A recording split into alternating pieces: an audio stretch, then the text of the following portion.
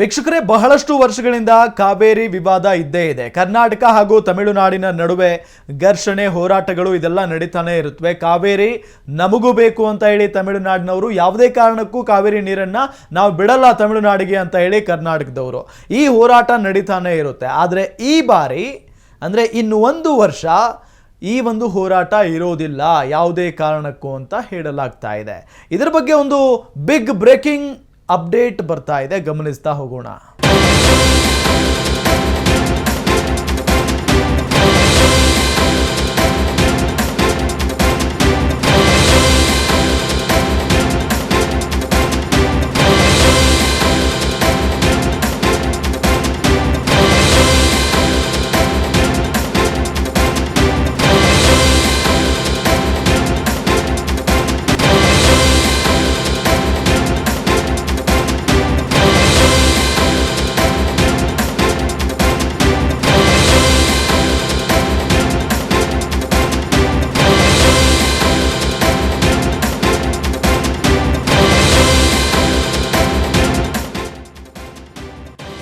ಕರ್ನಾಟಕದಲ್ಲಿ ಕೆಆರ್ಎಸ್ ಭರ್ತಿಯಾಗಿದೆ, ತಮಿಳುನಾಡಿನಲ್ಲಿ ಮೆಟ್ಟೂರು ಭರ್ತಿಯಾಗಿದೆ. ಮಳೆ ಕೃಪೆಯಿಂದ ನಿಟ್ಟುಸಿರು ಬಿಟ್ಟಿದ್ದಾರೆ ಕರ್ನಾಟಕ ಹಾಗೂ ತಮಿಳುನಾಡಿನ ಜನ.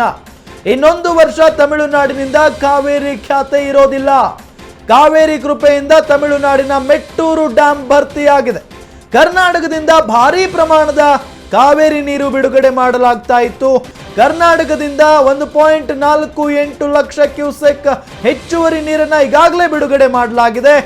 120 ಅಡಿ ಎತ್ತರದ ಮೆಟ್ಟೂರು ಡ್ಯಾಂ ಬಹುತೇಕ ಭರ್ತಿಯಾಗಿದೆ. ನಾಲೆಗಳಿಗೆ ನೀರು ಬಿಡೋದಕ್ಕೆ ತಮಿಳುನಾಡು ಮುಖ್ಯಮಂತ್ರಿ ಸೂಚನೆಯನ್ನ ಕೊಟ್ಟಿದ್ದಾರೆ. ಇತ್ತ ಕರ್ನಾಟಕ ಕೆಆರ್ಎಸ್ ಜಲಾಶಯವೂ ಕೂಡ ಸಂಪೂರ್ಣವಾಗಿ ಭರ್ತಿಯಾಗಿದೆ. ಕಾವೇರಿ ಜಲಾನಯನ ಪ್ರದೇಶದಲ್ಲಿ ಮಳೆ ಹಿನ್ನೆಲೆ ಡ್ಯಾಂ ಭರ್ತಿಯಾಗಿದೆ. ಈ ವರ್ಷ ಕಾವೇರಿ ಕದನಕ್ಕೆ ವಿರಾಮ ಹಾಡಿದ್ದಾನೆ ಮಳೆರಾಯ.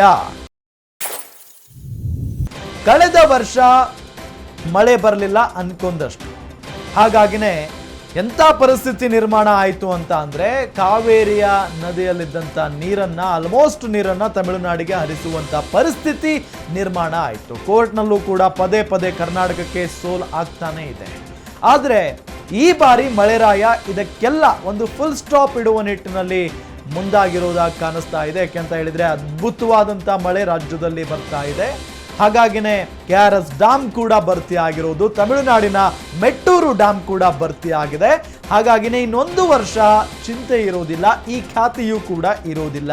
ಯಾಕೆಂತ ಹೇಳಿದ್ರೆ ಇದು ಸಾಕಷ್ಟು ವರ್ಷಗಳಿಂದಲೂ ಕೂಡ ನಡೆದುಕೊಂಡು ಬಂದಿರುವಂತಹ ಹೋರಾಟ.